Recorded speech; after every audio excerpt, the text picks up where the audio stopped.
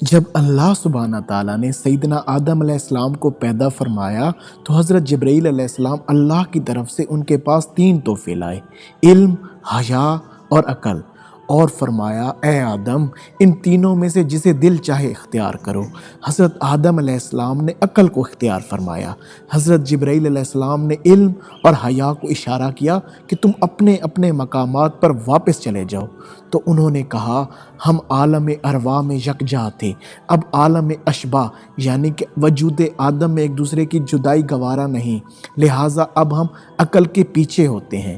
جبرائیل علیہ السلام نے فرمایا چلو جاؤ۔ آدم علیہ السلام کے دماغ میں عقل ٹھہر گئی، دل میں علم ٹھہر گیا اور آنکھ میں حیا ٹھہر گئی۔ اگر آج بھی ہم اپنی سوچوں کو پاک کر لیں تو ہمارے قلب میں علم کی شمع منور ہو جائے گی، اور اس سے آنکھوں میں بھی حیا کی چمک جگمگائے گی، اور ہم ایک اچھے انسان بن جائیں گے۔